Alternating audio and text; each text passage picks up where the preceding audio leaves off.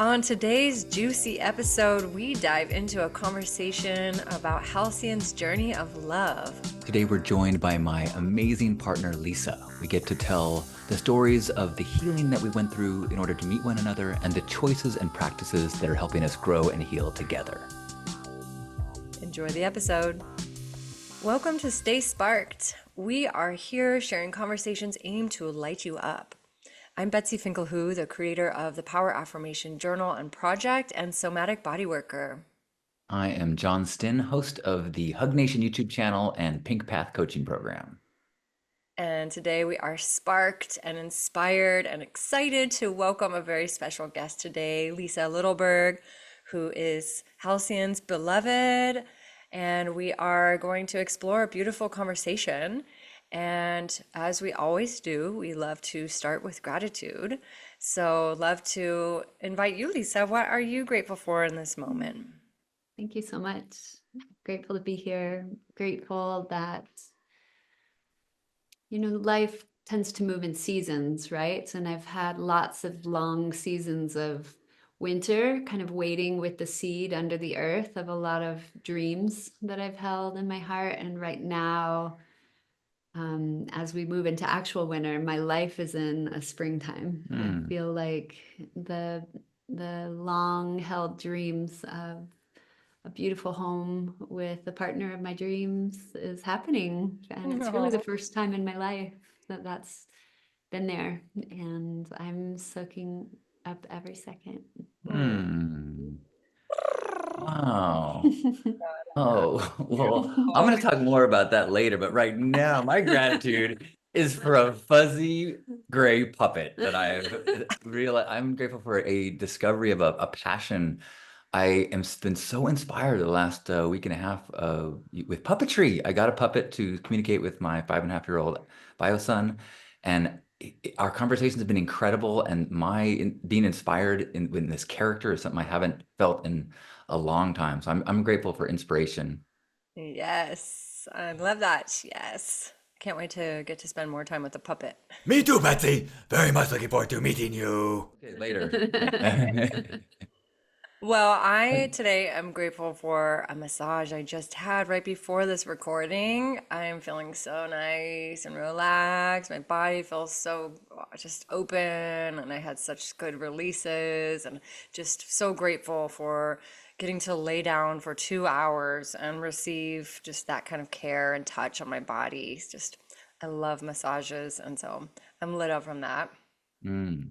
And I'm also just really grateful to have this conversation with you both, because what this podcast really is about is sharing sparks of inspiration.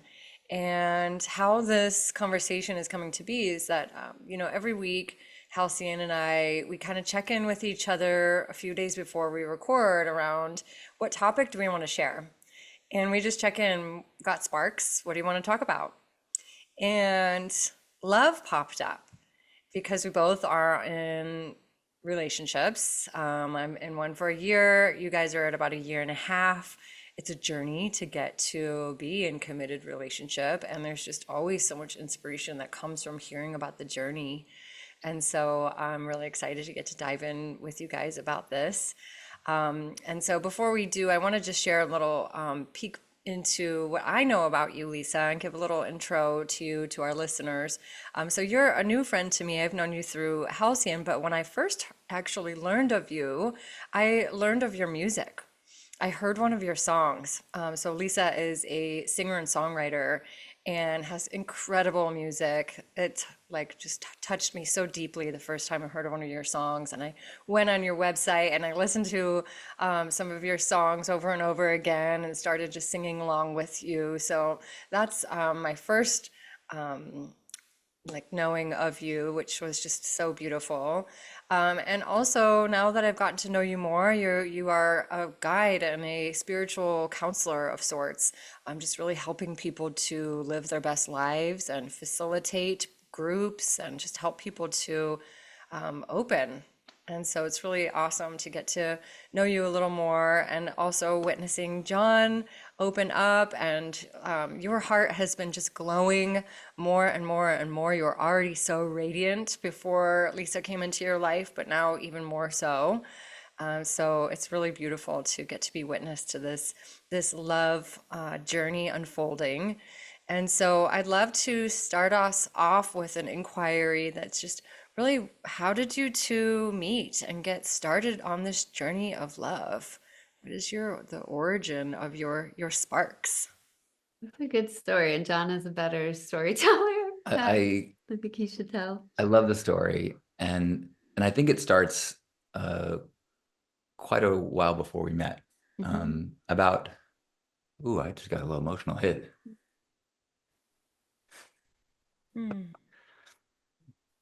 About 2 years ago, right now, I was deep in a ketamine addiction, and I quit that, then hit alcohol really hard for a couple months, and then that was so about early in 2 years ago, early in the year, I went my version of sober and cut out ketamine, GHB, alcohol from my daily use, from entirely from my life. But for a long time leading up to that, I was being intoxicated every day, and really was faced with the truth that I was out of integrity and that I was an addict. And that was something that, was a really hard thing to face.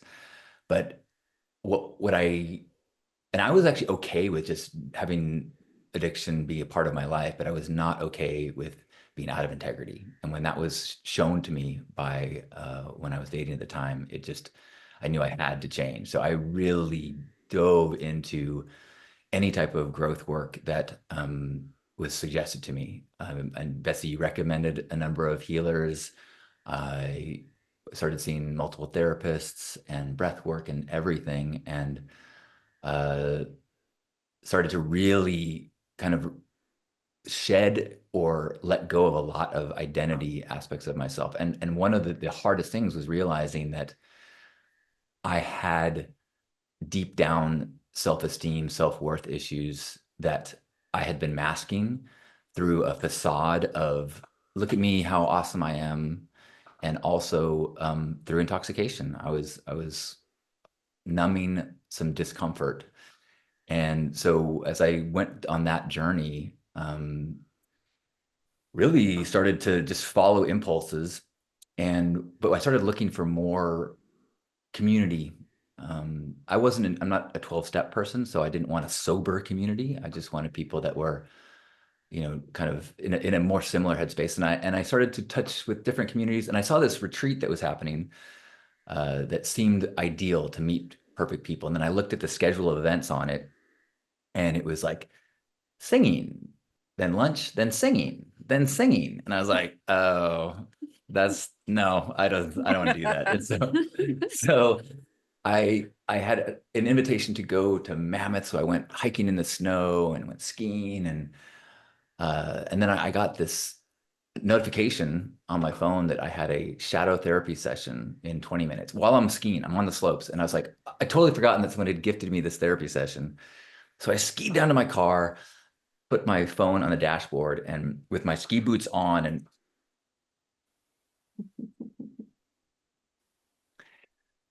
so with my ski boots on and people getting dressed all around me, I ended up having one of the most powerful therapy sessions of my life. And really, because of everything that I was working through, was able to really identify this inner critic that had been the villain of my life, to see that it was childhood version of me. And that, like, awareness of the switch from the villain to having this compassion for this part of me that has been trying to protect me, I just started bawling, this massive release. And like 5 minutes later, when I got composure, the therapist was said, I want you to just be still until you hear some healthy way that you can express yourself. And almost immediately, singing popped up. And as soon as I said it, I'm like, fuck, I have to go to that retreat. So I woke up the next day and I drove 9 hours to go to this retreat. Wow. And Lisa was one of the co-leads of the retreat. And then, but to be honest, when I met her, I thought, whoa, this woman is amazing. There's no way she would have anything to do with me. And so I started looking for other women at the retreat that I might be able to meet. Did not have any chemistry with anyone, but I kept being so drawn. We were laughing so hard. Every time we talked, it was just like, I was like, wow, but she's on a different tier than I am. So this is silly. And then on day 2, she kind of lobbed to me something about being single, but finally in a place to date after years. And this voice in my head that I'd never heard before was like, you are absolutely worthy of a woman of this caliber. And I said, will you go out with me? Like with so much certainty and confidence. And before I even finished the sentence, she said, yes. No. And I really feel like that choice, that decision was a fork of my life. That was, I couldn't, 2 days earlier, I would not have asked her out. 2 days earlier, I did not have enough healing taking place that I believed that I was enough, Whew. Wow. And I'm so grateful, not to go off track, but somebody reached out to me yesterday that is they're 1 day sober off ketamine. And so they reached out to me knowing my story. And they were like, is it worth it? Mm-hmm. Well, first they said, do you finally like substitute a different kind of joy for that joy? And I was like, no, it's a totally different mountaintop, like that is a wild, crazy, free, spiritually insane mountaintop, but you can't live on that mountaintop and also climb the mountaintop of this deeper contentment of personal growth and relationship. And so but that being said, I am so grateful. I could not have the joy I have now if I didn't come off that mountaintop. And I can't go back because it's I don't want to be reminded of that mountaintop. It's like they're different. They're so different that yeah, so I'm so grateful for those choices. And okay, so then sorry, so Well, then it's almost like you were preparing for her. yeah, It's like in the question of like, how did you two meet? You gave us insight into the preparation that it took to get ready for this kind of relationship. Totally. absolutely. And Really I powerful. was too, there was a way that I'd only dated one person in the 7 years prior to meeting John. And it was not long lasting. And I was really in the question of, am I capable of it? And I would go through long, pretty dark phases of believing I'm too wounded for it in this life, and I should just accept being single. And in my higher moments of kind of awareness and with guidance of my teachers and mentors, I was able to really like offer a prayer for complete willingness to be joyfully single. And that was becoming more and more clear. Like I was really loving my life. And I remember driving to the retreat where John and I met, having a very conscious thought of, I am truly happy. I'm content. I don't need anything. And I'd really kind of put to bed the desperate seeker, the one who felt incomplete by another person. And then of course the irony is it's once that's there, the space is available. And I'm so glad that I hit that place because I know myself from past times when joining in relationship from that desperation for connection or a need for another person to validate my worthiness through the connection. There's so much fear in the relationship. There's so much angst, that jealousy emerges there. What's going to happen emerges there. I'm so afraid of losing you emerges, all that stuff. And it just has not been present in this relationship with John for many reasons, but that's one. Mm. So powerful. That clarity within yourself that you are already whole Mm-hmm. and that you are happy with who you are. Mm-hmm. Isn't that funny how that seems to work? As soon as we Totally. stop like grasping for something to try and fill a hole and Totally. recognize that we are whole, then that which we've been longing for so long then just naturally emerges and we magnetize with so much Yeah. ease. The best advice I ever heard was to find your dream partner is make a list of your ideal partner, then put it in a drawer, forget about it, and work on making yourself happy. Because Yeah. people like to be with happy people. It's like, oh yeah, Totally. that's do your work. And I mean, I was dedicated to my own work, which is then that yeah, I felt like I was led to, which so I ask her out and I just start skipping around this retreat. I have no thought of like, how am I going to ask her out? I don't even know where she lives. It was such a big win. I'm like, whee! Thankfully. I got really focused on when's this going to happen? It can happen really soon.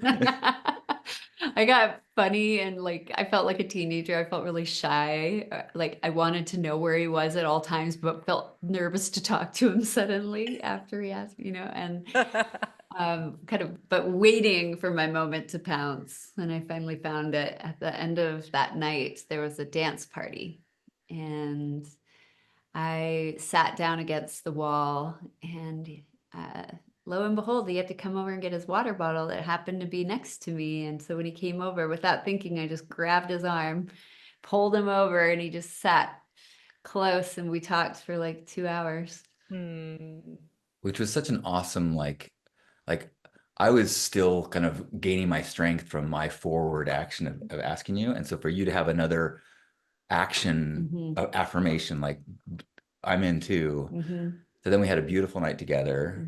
And the next morning, I said, we had a mutual friend that was the other co-leader of this retreat that is very, very dear to both of us, who we trust at the deepest level. And I just said, how would you feel about getting his eyes on us and in witness of whatever is emerging here? And you were like, sure. And then as soon as I did that, I was like, what am I doing?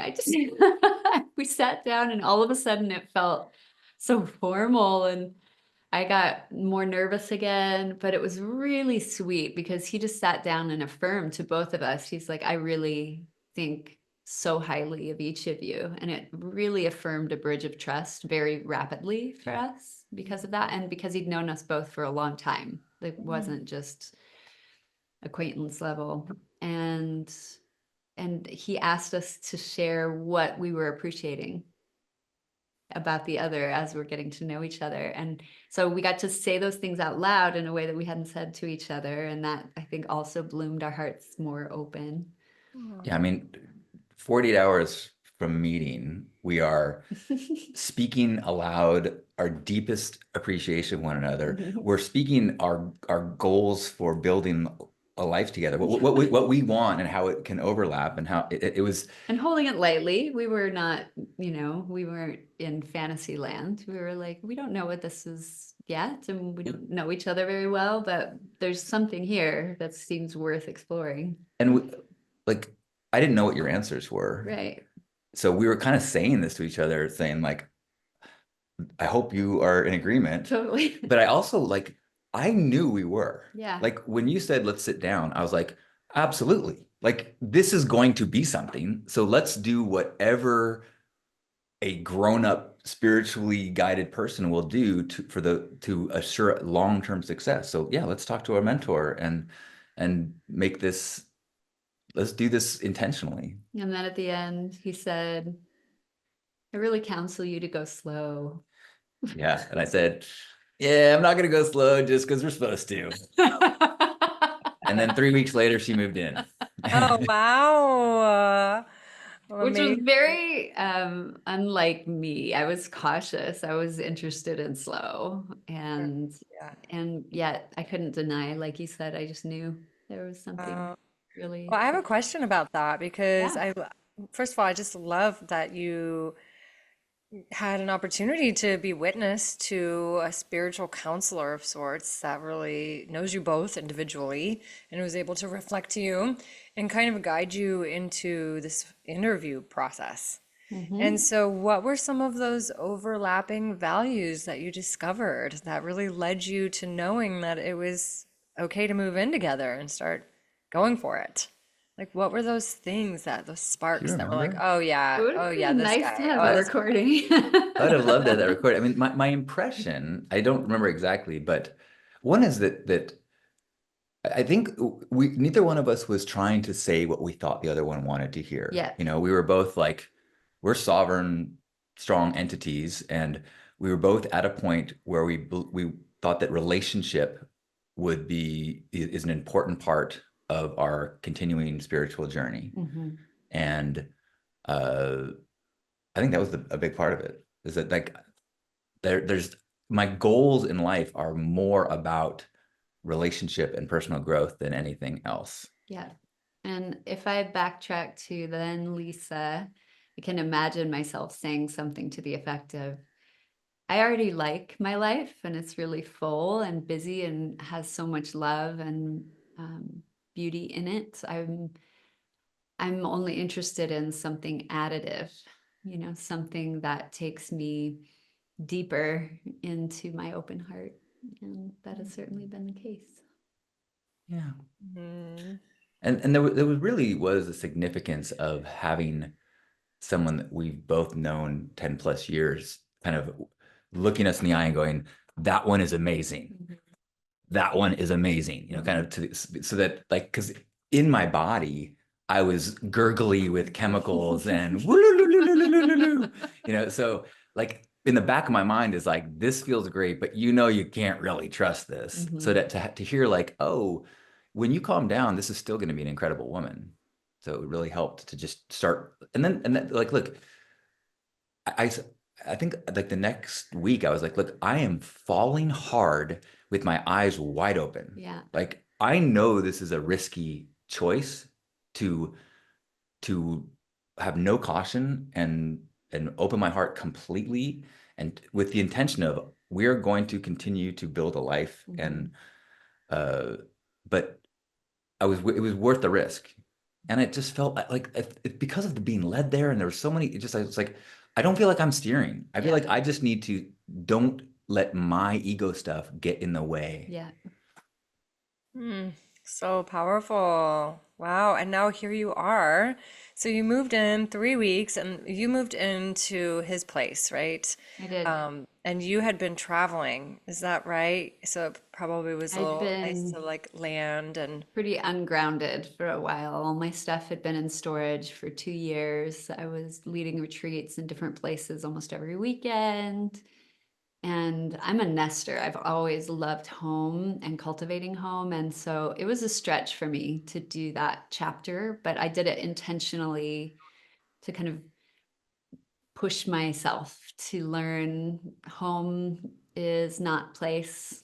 Home is a state of being, and not to rely on circumstances to feel the ground. And it was useful. It was an important chapter, but I'm also really glad it's over. The wandering chapter. Yeah.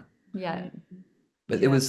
it, it was interesting or significant looking back because in my mind, I met you as a wanderer. Yeah. So me offering my space was the step of grounding you. Whereas in your mind, this was just a temporary step. Very much. Yeah. Moving into my space was a was not the same thing as nesting in your own space. I was really clear about that. He was very generous and gave me a whole room to paint and make mine with my things, and that was really important. But And I took down like 70% of the photographs of myself off our walls. So, I mean, talk about generosity. Yes, and I then walked into replace them this with place, I pictures was of the like, I two don't of know if you. there's room for me here. Wow, well, that says a lot. That's a nice gesture. But it was really clear, like I'm a country girl. I lived in a cabin in the woods in Big Sur for 17 years, and I was not accustomed to urban living in a condo with lots of neighbor voices right outside the window and all our kind of just sounds and the flushing of the people upstairs going down the pipes next to me in the wall, like it was a real adjustment for me to be in such an urban area. And I think the the bubble of gaga love we were in really helped ease that whole thing. But I was vividly clear from the beginning that this was not a long-term sustainable thing. I wanted, if we were gonna really look toward partnership in the future, I would want a space that felt deeply good to both of us and that we really co-created and wasn't primarily one of ours. Mm-hmm. Yeah, and you guys just moved into your own place not long So ago, now we're right? A month here, ago? Yeah. a And month in. that step, I think, has been a big Totally. growth process for me. You know, Mhm. that um, this is a step up in our quality of living. It's a step up in the resources required to live here. So there's a lot of things that triggered some of my fears, Mhm. uh, and I really had to lean into the relationship, Mhm. lean into trust in Lisa, and for the first time ever in my life, I had that feeling that I see in movies of like, you and me, kid, like we can handle anything, we can do it. Like I don't know what's gonna happen, but like I'm confident that we can do it. And if you believe that this is where we should be, then I'm on board. And I was scared. And as soon as we moved in, I felt all of this, like I'm so happy we're here. I would never have done this myself. I would never have been strong enough. I was too afraid. But in partnership, I was able to get here. Yeah, so it was beautiful. Oh, that's a really big step because you were in your place for quite a while, many years, right? Yeah, it Yeah, was, and it was the first place I'd bought, and that's awesome. so it was. I kind of felt like, okay, I'm a grown up now. I'm done. Like, no. The Oh, way to first take the lead. conversations around it last spring were tough, like you really led with your fear and your resistance, and um, that that triggered some of my doubt and like, what's going to happen? Is it going to be okay? Is there room for both of us to have our needs met? How much can I compromise? Are we too different? There was a lot. It was like kind of a phase of doubt and challenge for me last spring when we first started talking about it. But then I'm so grateful that we waited until the moment felt really clear for both of us, that you were in your fear, but you were also totally in your willingness. Like that was right timing. We both walked in this house, looked at each other and said, I love it. It wasn't somebody dragging the other before they were ready. It was right timing. And I think that's why it's going so well so far. That makes such a difference when you're both on board. So I'm curious about something too, because of the start of your journey, having that kind of support from counsel. Have you continued to have counsel in your relationship? Do you call upon that mentor or other people to support you? You mentioned some of those conversations were a little challenging, or have you done all of the growth work on your own thus far? It's a great question. I've been really interested. We've both been interested in cultivating more of that. We've done a couple sessions with that intent, but most of our work has been um, by ourselves with another guide. Each of us has our own therapist. Each of us has our own mentorship and support systems, which I think is crucial. But we're looking to build relationship with somebody who can hold us in times of difficulty. Yeah.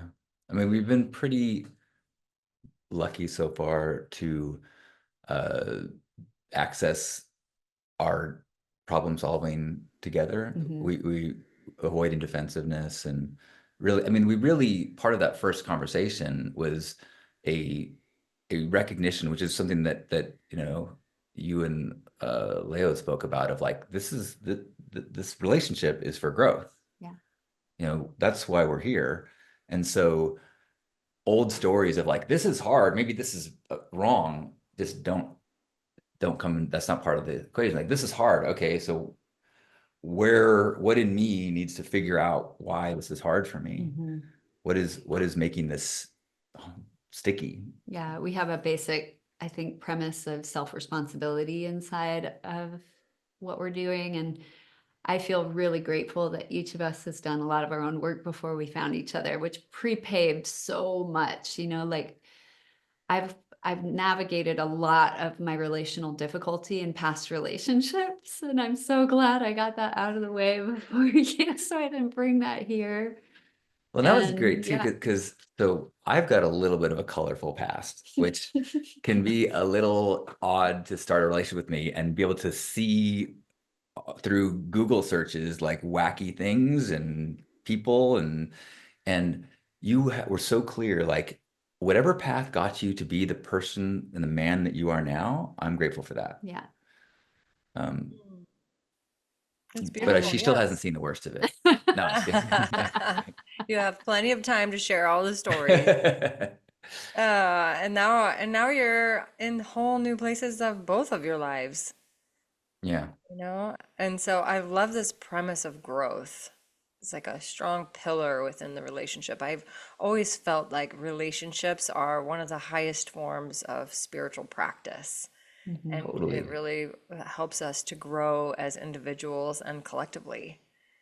And so, so I'm curious about that too. Then, now that you're here about a year and a half or so in, you're integrated in your relationship, fully in, yes, to your love and on the journey and on the path. And if you can look back at your own personal journey of growth, what would you say is something about yourself that has really grown because of this relationship? I mean, obviously, Halcyon, you shared some really big things about becoming sober and preparing, and you spoke a little bit about worthiness. And same with you, Lisa, worthiness, big one, right? And so, is there anything that you've noticed about your own self since you've been in this relationship that's really grown? So many. I Yeah. mean, this related to that worthiness was able to hold a level of respect for my partner.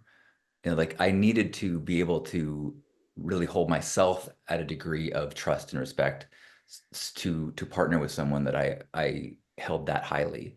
And so that part of that growth has helped me to go from someone who is fiercely independent to being able to be more of a partner and to be more trusting. I think, like, we have the ability to both lead and both follow. We both trust each other to take over and take control. And for all sorts of patterns and traumas and stuff, I've never really felt that I could stop being in control, and protecting people and correcting things and making sure other people aren't doing things wrong, And so, uh,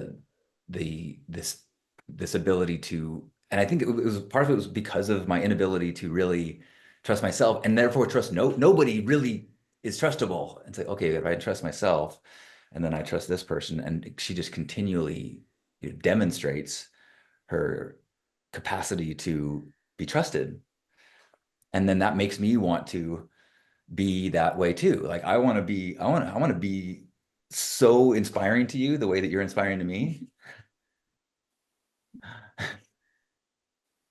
Aw. Yeah, and the other thing that has been a growth is you're never judgmental to me. Like, I will be like in the kitchen having a little piece of chocolate, and there's a part of me that's expected to be like, oh, and I never feel like I get the sense she goes, you're a completely autonomous human being, like, and I totally trust whatever, I mean, whatever you're doing, I trust you, and I've never been trusted like that, and I've never trusted like that, and so it's that ability to do both that is super freeing. Mhm. And that's what, like, so the growth is coming from this different place of not shoulds. It's like, this is the right, this is right.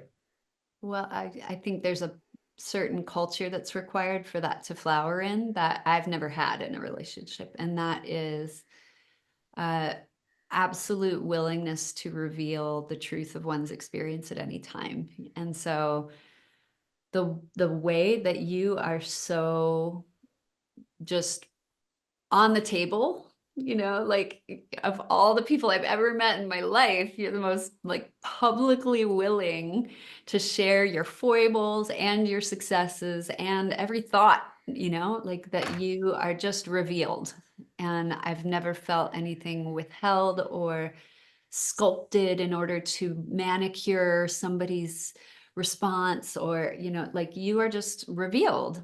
And there's something in that culture that has deeply soothed some of my betrayal wounds and past, fear, that I can do the same, and that's the only kind of relationship I want. And so inside this relationship, we truly, it's new for me to not experience judgment, that Mhm. we impact each other with our behaviors, and we sometimes have to say the thing that is a little uncomfortable to say, but it's not coming from a place of, I think I know better what should be happening for your life. And judgment is rooted in an inherent conscious or unconscious superiority. And I'm so committed to not supporting that it feels really easy to offer non-judgment here, and instead just be revealed together and to learn to love us as we are, but still keep doing better. One of the things that has been very helpful is, like, we do still get defensive, Mhm. and things pop up, and Of course. like, you non-judgmentally told me a way that I could be more supportive in a situation when you were feeling sick, and Mhm. you told me a way that it would have been more supportive, and I was like, I've been fucking Superman here taking care of you, and you're gonna, oh, you didn't do it good enough. And I didn't say that out loud, but in my mind, I'm like, yes, dear. And I was, and and and then I had to be like, wait a minute. I am so grateful that you value this relationship enough to say something that is potentially awkward or difficult to get through, because on the other side of it, we'll be able to trust each other more. And like that, like, thank you for trusting and valuing this enough to say the true thing that's hard to hear. And that we're not organizing around an objective reality where there's good behavior and bad behavior. There's just humanity, and something that may work for you by yourself may not work for me, or vice versa, right? In our team. And we have to find willingness to adjust little aspects of our behavior in order to stay in harmony with each other. But I think it helps that both of us are pretty forgiving, and both of us are pretty laid back and not um, too rigid in most ways around what is needed in order for us to feel loved, and that what comes naturally to each of us feels very loving to each other.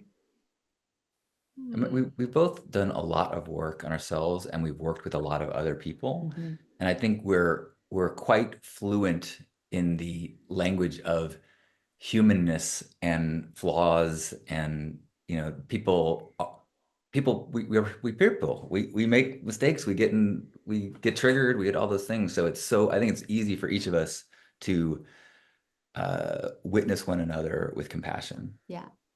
Yeah. So beautiful, you two. What a journey. So inspiring. Okay, so do you mind if I ask you a couple more questions? Please. Sure. So one of the things that you asked me, John, when you were interviewing me and my partner were, what are some of the quirks that you just love about the other? Oh, goodness. You have to be careful with this because Ah, quirks in 20 years become the thing you're like, oh. it's so true. Yeah. Yeah. Um, I mean, I love that you've got a song for everything. And I love when I hear an instrument or your voice through the walls and know that you're just bringing music into the world for no other reason that you're a songbird. Oh, so beautiful. Mhm. I'm not sure it's a quirk, but it's definitely an aspect of your personality that I adore. And that is he constantly says the hilarious and surprising thing in response to questions. Like the thing I would never imagine often is the thing that comes out of your mouth. And the fact that I can't predict your responses again and again and again, even the more I know you, is one of my very favorite sources of vitality and passion. I really love that you blow my mind again and again with your just creative, wacky answers and thoughts, and that they are almost always in the direction of humor. I feel like you lighten up our relationship in incredibly important ways. I mean, when I was exposed to gamma radiation as a child and I had my Hulk-like qualities come out, it also affected my sense of humor. Like that. And, and sometimes people don't get that I'm joking, but you get it faster than anybody. And so that's why when we first met, we were like, I'm like, and because our humor is so dialed in, it makes me, funnier because I'm like, I can go for it and she's gonna get it. Yeah. Yes. Oh, I love that. Oh, I could wish I could be a fly on the wall. We laugh a lot Yeah. every Oh, day. good. Laughter is medicine. Mhm. Yes, amazing. That was another Okay. thing that actually made me feel like, oh, this is gonna Totally. last because I'm like, we just laugh together. It's not like Yeah. I'm like dangerously attracted to you, but I'm also like, we have so much fun. We laugh so much. I'm like, okay, this is somebody that I want to grow old with, older. Yes, there you go. Yeah. Oh, beautiful. I love that. Okay, and so the other thing that I'm so curious about is just this new chapter that you're in, creating home together. Are you noticing that harmony that you spoke to now that you shifted from just you moved into John's place, it was his place, now you're creating a home. How does that feel? And what are some things that you are doing and creating to really help to enhance that sense of I balance and feel it harmony? more than ever. I feel so grateful because there was a way that one of my love languages is making home. And I felt thwarted, like there wasn't a way to do that. Like I was cooking for John, that was one way I was doing it before we moved. And that was so appreciated and fun. Like it was kind of new for me because food hasn't been one of my primary ways of love language in the past, but it was the one that was available to me there. And so I was doing that. And here it's like my palette is home, and doing all the little things to make the nest has been so joyful and so appreciated by you. And it's felt so effortless and compatible. I felt like we've just stepped into team, like I'll take care of the cable bill, you'll take care of ordering the water and the electric bill. And, like we have conversations back and forth, but we can deeply trust that if the other says they've got it, they've got it. And he likes washing the dishes and I like shopping for the groceries, you know, things that the other doesn't. And so it's been beautifully compatible in so many ways. And we're really focused on that. I think we appreciate each other really consciously every day, which kind of amplifies that feeling of goodness and of team. Yeah, we have pretty overlapping style sense. Yeah. So like she's got an incredible really like saying if this is her palette is really true. Like it's almost like I got to see you like you're a painter, but your paint brushes have been locked in a closet until now, and now they're out, and you just like this whole part of you is more alive. Like, yeah. So it's The first we week were we moved were in like in a week. We have no boxes. It's crazy. the first week we were here, he was in joke, like in jest, but he said to me, he was like, I had no idea how much I was holding you back. Oh, right. Because your expression of home, decorating, and placing your Yeah. beautiful items you've collected on your journey. And we've loved hosting people here. I think that's also great. Like we love hosting. We love like loving the people in our lives and having a place to invite them. And so we had a little housewarming, and to be able to invite people for dinner, or, you know, my family's coming for the holidays, and then his bio son and his mom are coming over Christmas. And, you know, it feels really good to have a place where we can welcome. You know, those when we had the housewarming, we had I invited friends, invited my family, my parents, my brother, and I invited my therapist. So in my life, I invited my parents, my friends, and my therapist all to come together. And to me, I was like, I'm proud of myself that I live in a way that I can walk among all these worlds and I'm the same person and I'm proud of sharing my life. It was a big day for me. It was like yeah, it was like in fact, afterwards, I think I like brunch more than Burning Man now. Oh, Big wow. statement. Oh, that's a really big statement coming from you. Wow. And you guys went to Burning Man together too, right? Mhm. And that's a true test of one's relationship. It was our first test. The first Burning Man was a test. We did have a little bit of tension as the Hugmobile broke down on the way there. We were a little edginess, but it was a combination of my first sober burn as well. Yeah. And so uh, there was a lot of things about that early in our relationship that were really affirming. Even though we had some tension, it was like, cool, we can get through tension and I can get through my struggles and she can handle it. And yeah. There's no way around that but to go through it, you know? And Of course. the first real test to his sobriety, it felt like, triggered a lot of fear for me because, you know, nobody really knows like what's somebody's breaking point, you know? And like there was a way that you were so challenged and dysregulated, and yet you looked me in the eye and you said,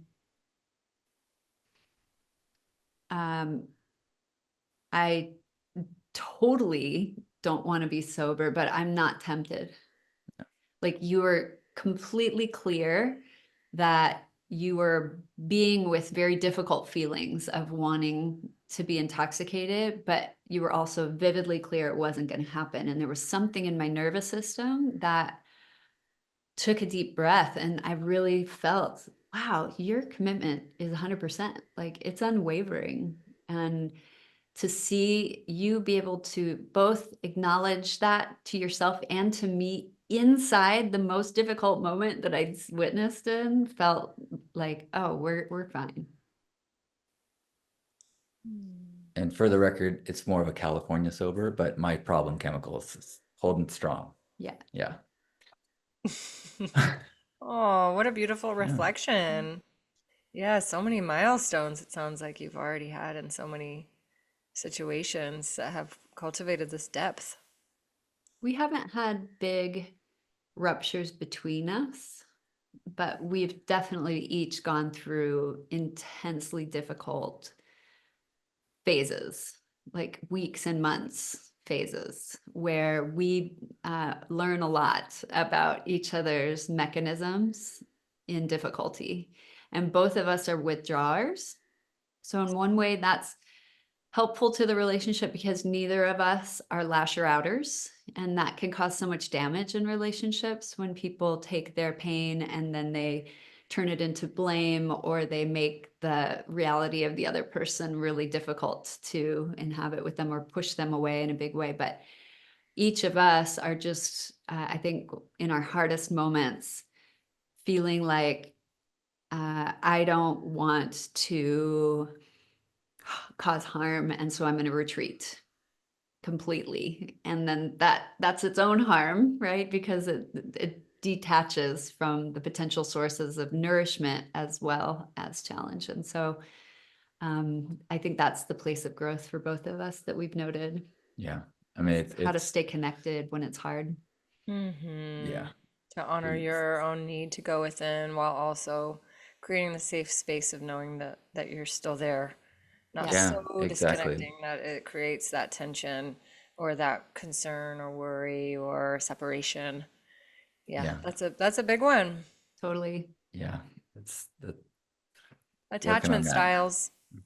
My mentor that I studied with for years before John, who's, really teaches relationship as spiritual growth, and who I did many, many counseling sessions with couples around. So I felt very lucky to see like the different challenges that emerge inside of couples and the like real intimate ways that we barrier our hearts to one another and create unspoken resentments over time and all these different kind of pitfalls of relationship. I feel eyes open, that the early years of relationship are the easiest for many to find that, and we recognize we're riding on that right now.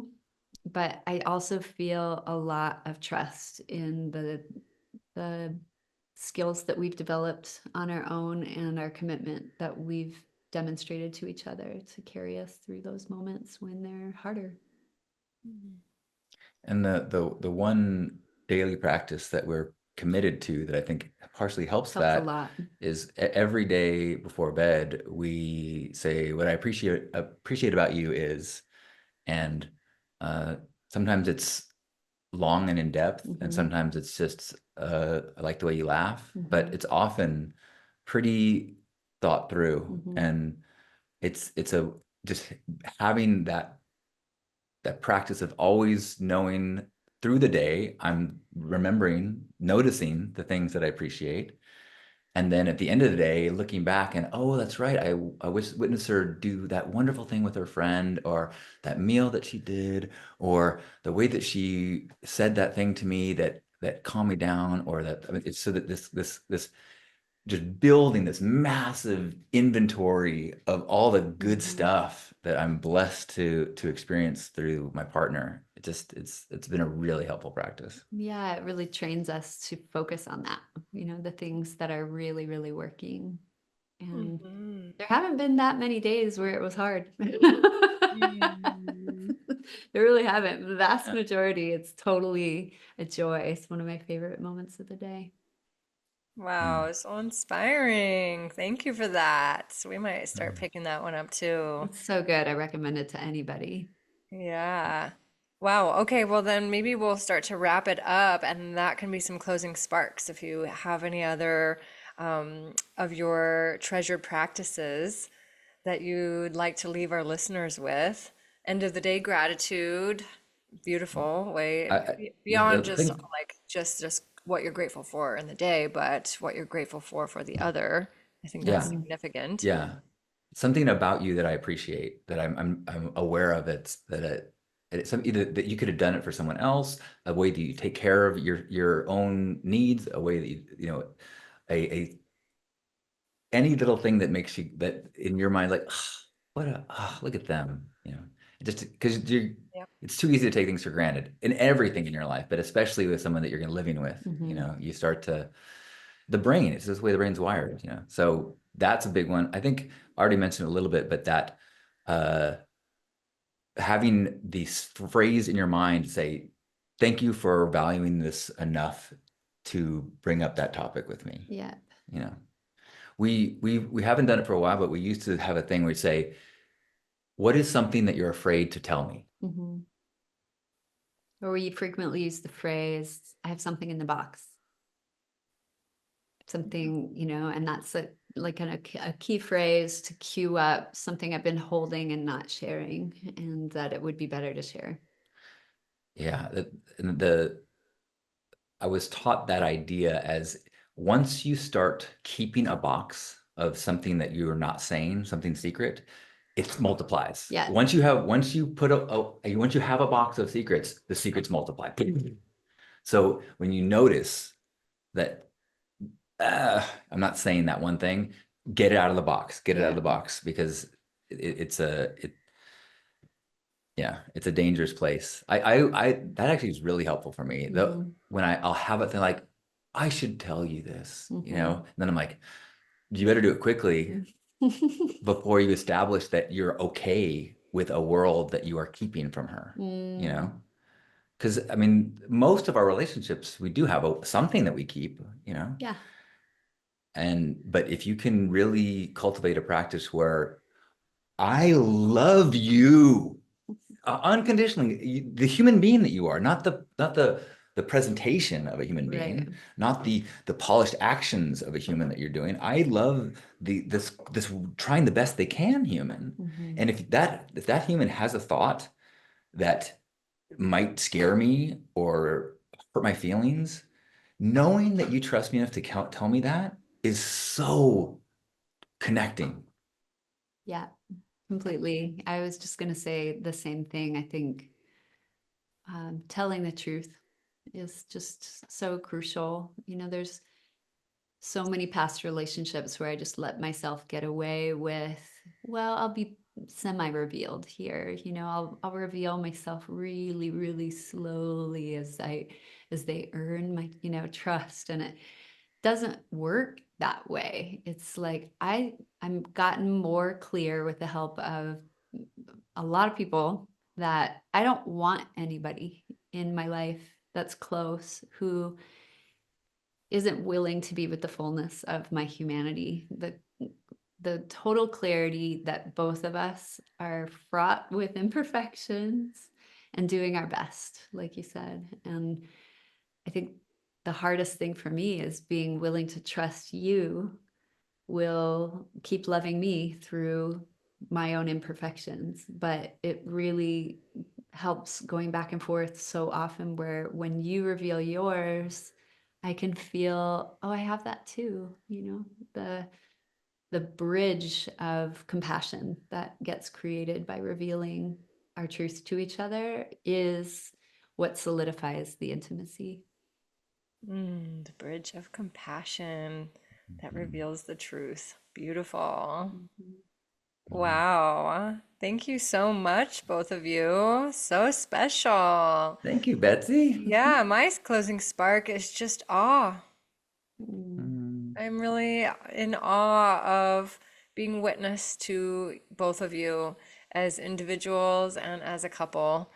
Such a beautiful opportunity to get to dive in with you in this conversation today. Thank you so much for revealing some of your inner workings of how you got to be here.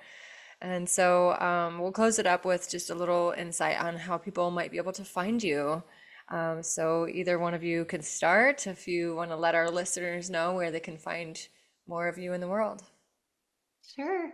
My song website is thebirdsings.com, and I'm in the progress of making another website that's more comprehensive of all my spiritual support resource generated by me and also by trusted other friends and allies. And so just reach out to me, Lisa at thebirdsings.com, for any information about that stuff. But my music's also on Spotify under Lisa Littlebird. Beautiful. Yay. And you can find my links to my morning broadcasts and gratitude circles at lifestudent.com.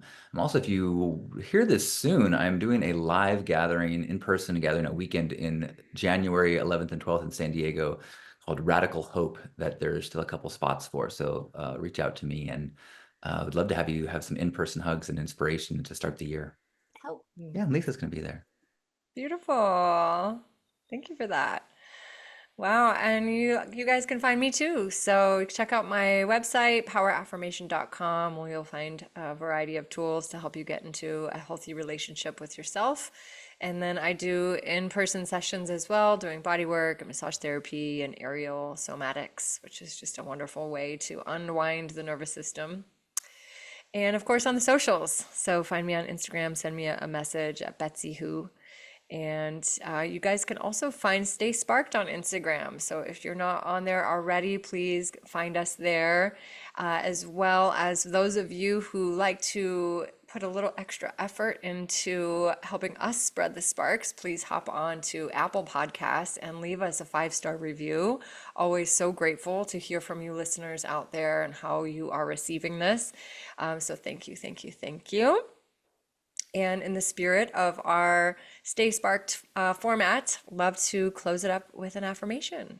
Yes. Yeah, you guys open to that? Let's do it. Please. Great. And there's just some affirmations coming through based on what I've heard you share.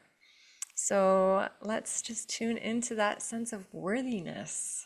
So just nice deep breath, and internally or out loud, I am worthy. I am worthy. I am worthy. I am worthy of love. I am worthy of being loved. I am worthy of being met in love. I am worthy of experiencing profound levels of fulfillment in my life. I am worthy of goodness in my life. I am worthy. I am worthy. I am worthy. This is such an important affirmation to keep coming home to, keep reminding ourselves of. So thank you too for modeling that deep inner work on yourself, really accessing that true authentic worthiness and witnessing how you've been blessed and receiving such a divine mirror from being in that state of knowing that you truly are worthy of being met in love. Thank you, Betsy. Thanks so much, Betsy. Thank you, everyone. Love you. That was fun. Stay sparked.